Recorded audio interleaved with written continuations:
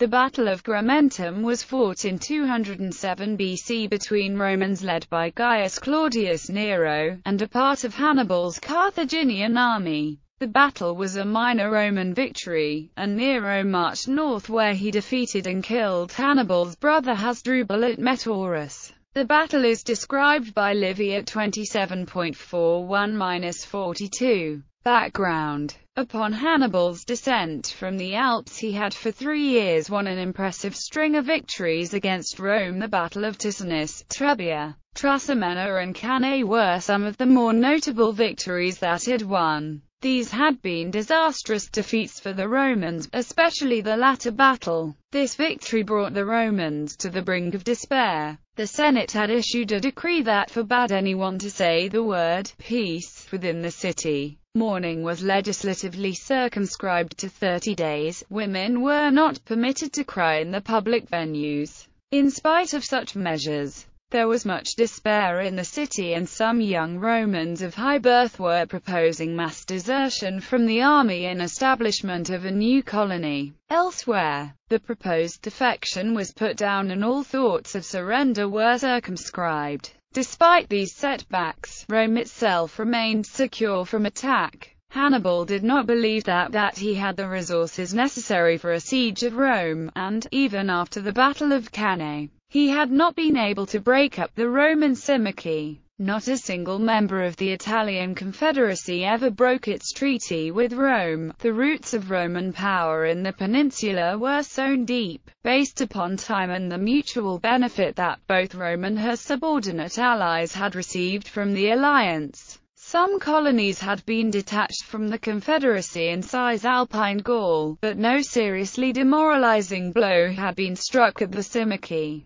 So, after Cannae, Hannibal set about just this task. It was indeed upon the basis of his being able to detach the Confederates of Rome that Hannibal had calculated upon a lasting victory. Without them, nothing serious could be brought about. So after the battle itself, Hannibal started to conduct diplomacy to this effect. Philip V of Macedon promised a navy and an army to descend on Italy. It was in this way that he hoped to simultaneously strike a blow at Rome herself, while regaining Epirus to his kingdom. In addition to this, Hiero of Syracuse recently passed, and his successor concluded a treaty with Hannibal, with the end of detaching more Confederates from the Roman Simici. After the battle, Hannibal released all soldiers that had been enlisted under the banners as a result of their city's treaty with Rome without request for ransom. However, in spite of the seeming ascendancy of Hannibal over Rome, his cause was in reality anything but that. His military chest was stretched to its limit, and to this effect he sent a deputation to Rome that requested money in return for hostages.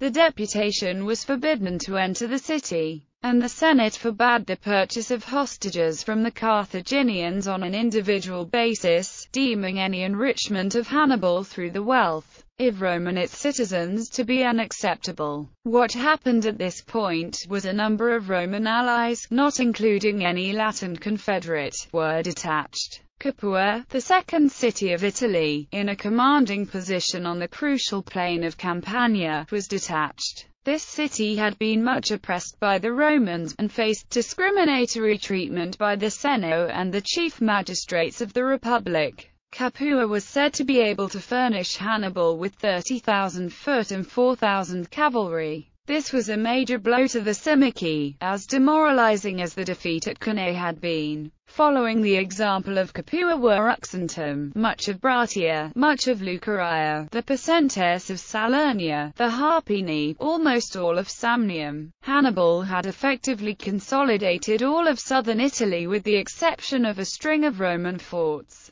Hannibal's army spent the winter of 216–215 BC in Capua, during which time it is said to have engaged in licentious conduct. However, this is not surprising considering that the army had spent the previous 4 years incessantly campaigning in Italy. Many of Hannibal's veterans from Iberia were gone, and the composition of his army was this time to take a different form. Recruits from his allies in Italy would be a major contributor to his army. In addition to this, the Romans were to start treating him with the respect he deserved. And all the meanwhile their legions would be gaining in ability and experience, while Hannibal would constantly be compelled to train fresh recruits. In spite of this, until Hannibal departs from Italy, we shall see the Roman consuls and praetors dealing with him in a similar way to which Fabius dealt with him, that is to attack his foragers and avoid him in a major battle. The consuls for the year 215 BC were the former dictator Fabius and Tiberius Sempronius Gracchus.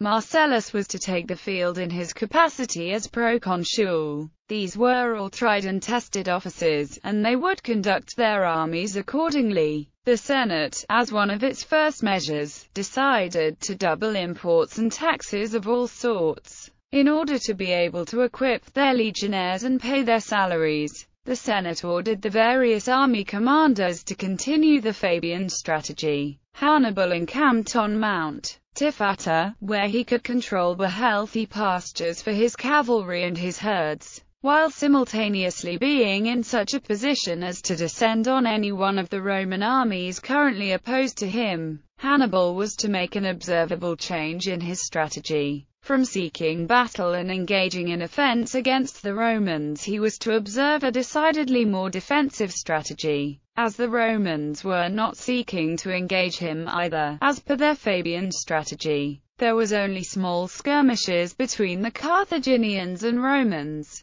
The Capuans sought to seize the oppidum of Cumae through treachery, but failed in their attempt after the Cumans informed the consul Gracchus of the Capuan-instigated negotiations. Hannibal sought to seize the place thereafter, as it was on the coast and he required a port from which to communicate with Carthage. However, this failed. After this, 3 Roman armies, the 2 consular armies and that of the proconsul Marcellus, were marched into Campania, where they encamped close to each other so as to sustain one another. This strategy was so effective that Hannibal knew it was only a matter of time before the Romans drove him from Campania. Leaving a strong garrison in his camp on Mount Tifata, he marched towards Nola, where some of his friends were attempting to gain that city over to the Carthaginian side. Here he received reinforcements including 4,000 infantry and a number of elephants. After a combat, Hannibal would conduct his army back to his camp at Mount Tifata. After failing to take Nola, he opted to march to Apulia and winter near Arpi. The consuls for the year 214 BC were Fabius and Marcellus.